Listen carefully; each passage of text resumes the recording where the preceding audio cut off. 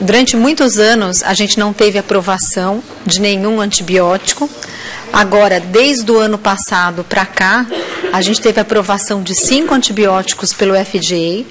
Eles foram aprovados, tem um nome que eles chamam QIDP, né, que é Qualified Infectious Disease Product, e eles têm um incentivo, né?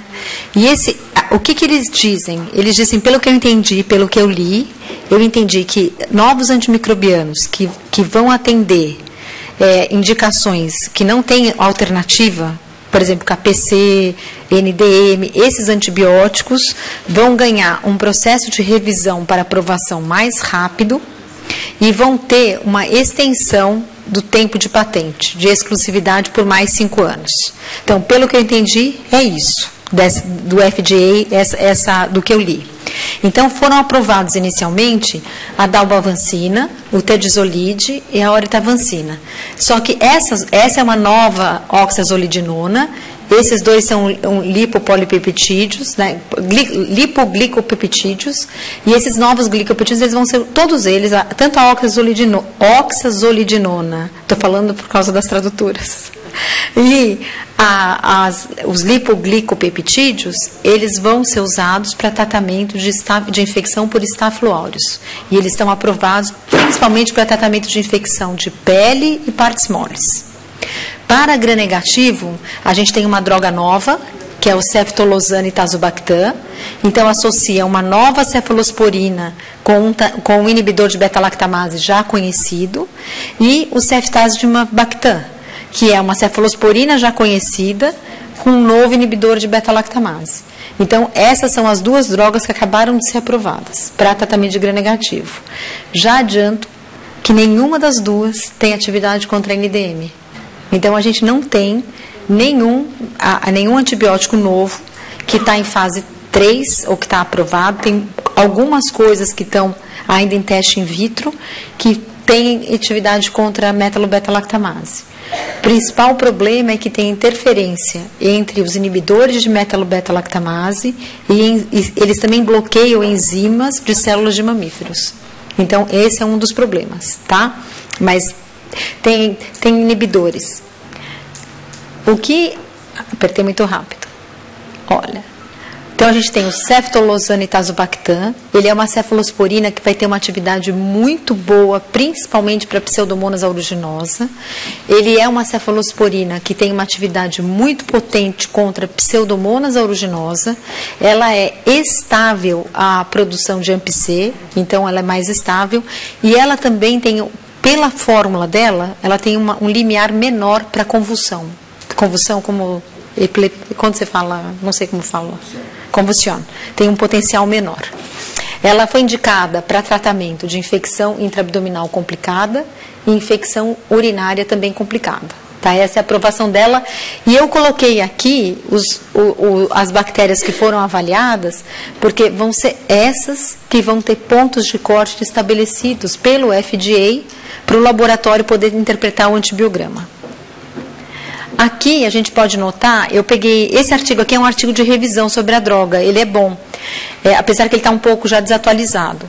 Mas aqui o que acontece? Eu estou muito perto daqui, mas só vou mostrar rápido. Ó.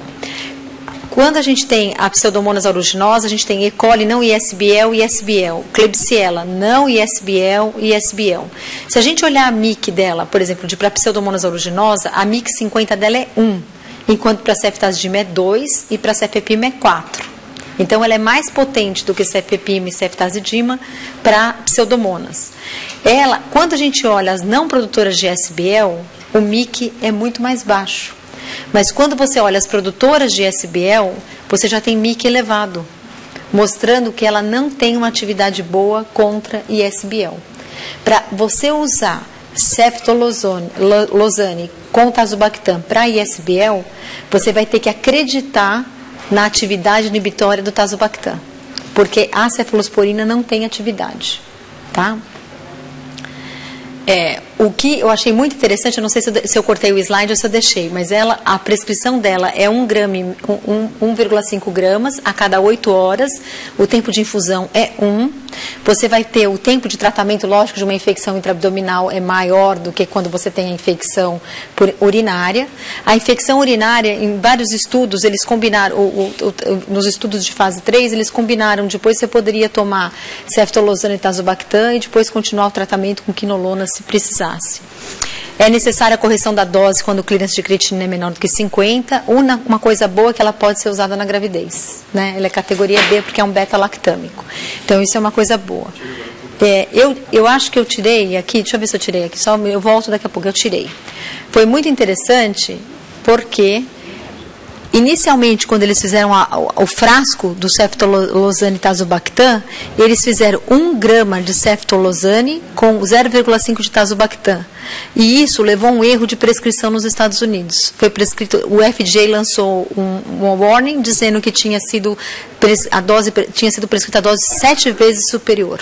Então, isso levou a uma mudança do rótulo do frasco. Então, isso mudou. E eu achei isso uma coisa interessante, porque a gente, quando está calculando dose de antibiótico novo, a gente, às vezes, pode errar. Então, isso eu achei uma coisa bem interessante. Mas, ainda bem, nenhum dos pacientes teve nenhum problema, que receberam dose mais alta.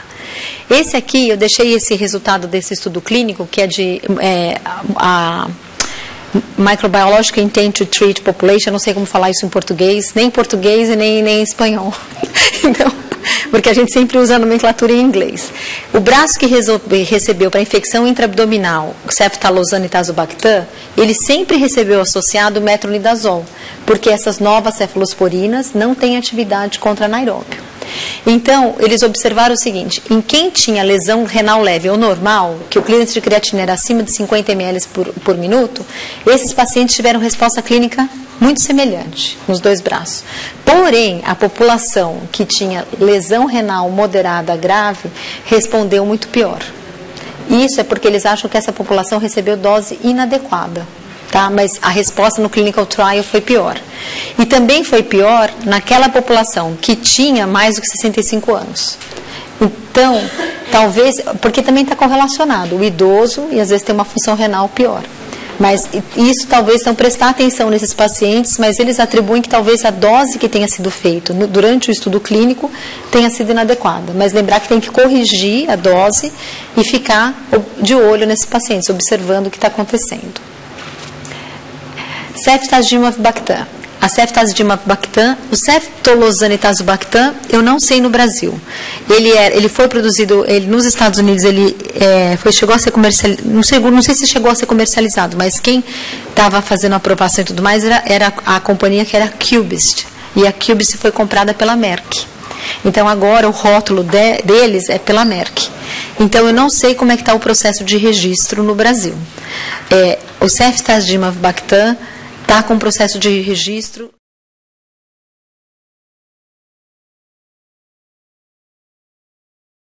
De registro da droga. Então, o ceftazimab-bactam, o avibactam é um novo inibidor de beta-lactamase. Uma coisa muito legal do avibactam é que todos os inibidores de beta-lactamase, eles têm uma molécula que é de um beta-lactâmico. Se vocês olharem, eles têm um anel beta-lactâmico. Então, muitas vezes, ele, ao mesmo tempo que ele inibe a enzima, ele também é hidrolisado pela enzima. É uma coisa meio louca, porque entendeu? Ele é um beta-lactâmico, então a enzima hidrolisa, mas às vezes vai. Então, o avibactam, ele não é um beta-lactâmico, ele é um inibidor de beta-lactamase, mas a molécula dele não é um beta-lactâmico. Tá? Isso é uma vantagem em relação. Ele também está aprovado para pacientes adultos, e ele tem também as mesmas indicações do ceftolozane e tazobactam. Ele está indicado para pseudo-inclusive infecção urinária complicada. Aqui, vamos ver se passa. A dose dele é diferente. É a mesma coisa, ele também tem meio grama do inibidor, mas ele é 2,5 gramas a cada 8 horas em infusão de 2 horas.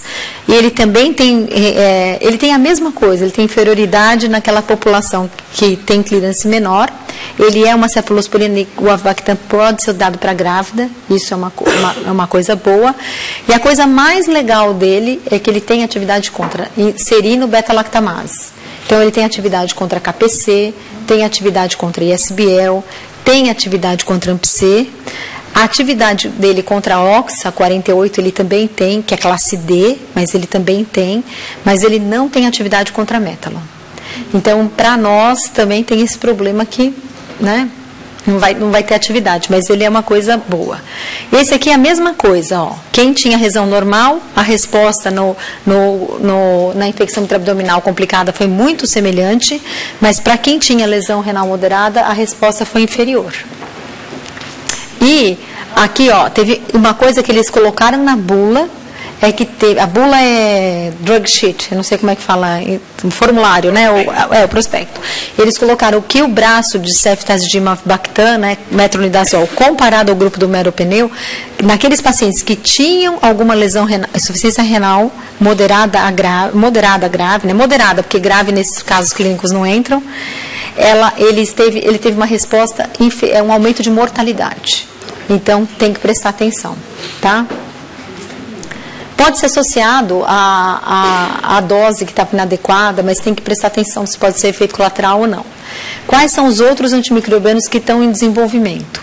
A gente tem a plasmicina, que desses aqui é o que está mais adiantado, porque a plasmicina já está em fase 3 de estudo.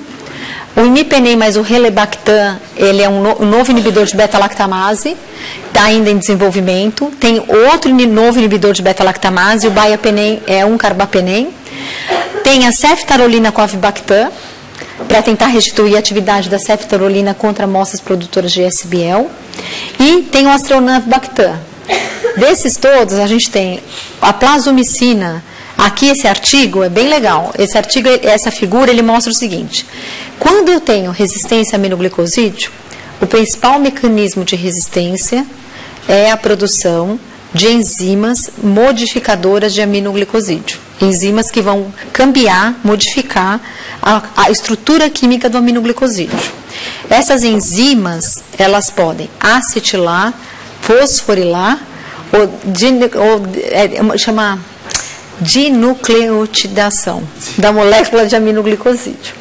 Então, o que acontece? Geralmente, quando eu tenho uma enzima modificadora de aminoglicosídeo, ela interfere, por exemplo, se eu olhar essa enzima aqui, a AC6'1A, ela vai dar resistência a amicacina, gentamicina e tobramicina. Então, dependendo da onde a enzima modificadora de aminoglicosídeo atua, eu tenho um perfil de resistência.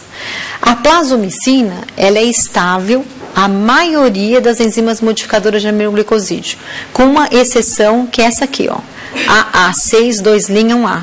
Essa enzima modificadora de aminoglicosídeo, que não parece ser frequente, ela hidrolisa, quando ela causa modificação na molécula, ela dá resistência à plasmicina. Outra coisa, quando eu tenho as metiltransferases, lembra quando eu apresentei em KPC? A metiltransferase também atua porque ela vai alterar o sítio de ação ribossomal do aminoglicosídeo. Mas a plasmicina está sendo testada agora em estudo clínico para infecção de corrente sanguínea e pneumonia causada por enterobactéria resistente a carbapenem. E é um estudo aberto, randomizado, de superioridade. Tá? Então, também. Então, é um negócio. E aqui, só para mostrar a atividade dela comparada à amicacina, gentamicina, infelizmente a atividade dela para Acinetobacter não é boa. Tá? Mas para enterobactéria, a atividade dela é muito boa. Com exceção também vai ter um problema pseudomonas, o acineto e os proteus indol positivo, que são um problema para todo mundo. Para a maioria dos antimicrobianos. E o último, que é o... esse não, essa aí é a minha preguiça. Mas essa aqui, ó. O Astreonan avibactam. Eu estava esperando muito do Astreonan avibactam. Porque o Astreonan, ele teria atividade contra a metalobeta-lactamase.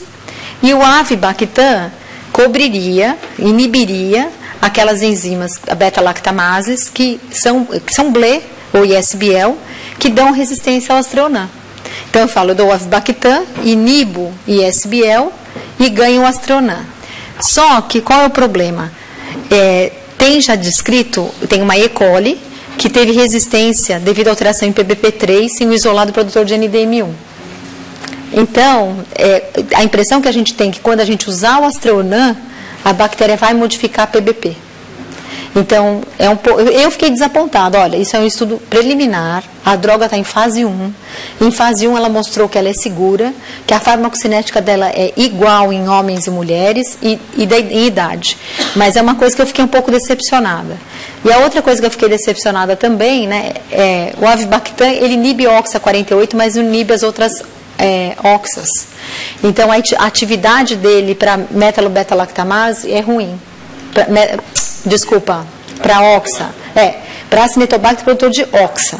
Só que aqui nesse estudo, o que eles viram foi enterobactéria produtora de MBL, pseudomonas produtoras de MBL é metalobeta-lactamase e acineto produtor de metalobeta-lactamase. Para as métalos, apesar do Avibactam, ele não tem atividade contra a metalobeta-lactamase. A gente acreditou na propriedade do Astreonan. O Astreonan teve uma atividade boa contra essas cepas, mas para métalo ele não foi bom nem para pseudomonas e nem para acineto. Só que nesse estudo, acineto, só tinham 4 cepas testadas, eram muito poucas, tá? Não sei se eu fui clara, eu fiz uma... Então tá bom. E aqui é minha preguiça. Em português, em inglês é sloth, em português é preguiça. Essa aqui é a preguiça. Essa preguiça, eu fui de férias agora para Manaus e ela estava atravessando a rua, a Kylie, atravessando assim. Ela posou para fotografia, literalmente.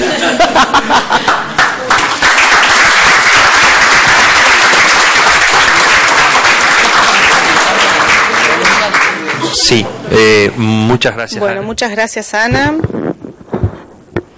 Tenemos que contestar 2 preguntas que llegaron por el chat. Una la va a contestar Rafael.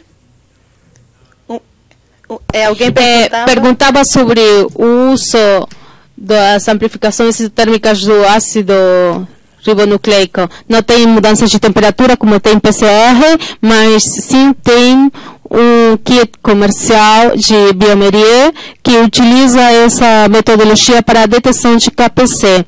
Eu acho que não está disponível aqui no Uruguai, mas em alguns países da América, sim. Tem boa sensibilidade e boa especificidade para KPC especificamente. E como está fora do país e com certeza está no curso, vamos entrar muito melhor com a Ana também na discussão dessa metodologia no curso. A outra pergunta é mais terapêutica. A outra pergunta é referida à resposta da última opção.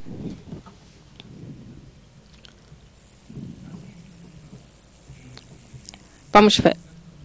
Se trata-se de um caso de resistência delicado, pelos dias que o paciente tem estado em tratamento. Por que indicaram tratamento combinado com um antibiótico não incluído no antibiograma? Aqui temos que fazer algumas aclarações. Pede para o laboratório testar, porque aqui é por falta de opção. É a monoterapia para uma infecção intraabdominal, entendeu? Num paciente que tem abscesso, é uma resposta ruim. Tudo bem. Talvez não tenha evidência do ponto de vista científico para afirmar que a monoterapia é inferior à terapia combinada, mas eu não teria coragem. Não, eu estou de acordo com Eu concordo com a Ana. A ideia é que nesses micro-organismos multiresistentes, e temos alguma evidência mais forte para os produtores de KPC, acho que tem alguma evidência para a Acinetobacter multiresistente. A biterapia, quer dizer, a associação de antimicrobianos, consegue uma melhor resposta antibiótica. O porquê acrescentar fosfomicina como uma das opções, quando não tem a sensibilidade, é, por um lado, porque a fosfomicina, em geral, sua resistência não é associada a outros mecanismos, como vimos anteriormente. E um dos problemas da sensibilidade da fosfomicina não dão os métodos automaticamente. Então, você inicia o antibiótico e aí pede para fazer os testes manuais. Não temos muita evidência, muita informação sobre o que acontece com os mecanismos de resistência em Latinoamérica da fosfomicina. Tem um estudo recente na Bolívia, com CM67, que é prevalente na Bolívia, associado à prevalência da fosfomicina, que é uma informação que temos que construir na América Latina para ver o que acontece com a transferência da resistência à fosfomicina. Isso está em construção. Uma coisa interna que eu quero fazer um comentário aqui, muito curto. Temos um problema de mercado. Temos que discutir o uso de antibióticos e o não uso de antibióticos, mas de forma que não uso não habilite as drogas. Não temos fosfomicina por não ter usado. Temos que resolver esse assunto. As sociedades têm que discutir e resolver como fazer para que os antibióticos não vençam e as empresas tragam. Talvez seja um problema único do Uruguai por ser tão pouco, tão pequeno. Bem, muito bem, agradecemos os presentes e aqueles que estiveram conectados pelo chat, e às 14 horas continua a atividade. Muito obrigado.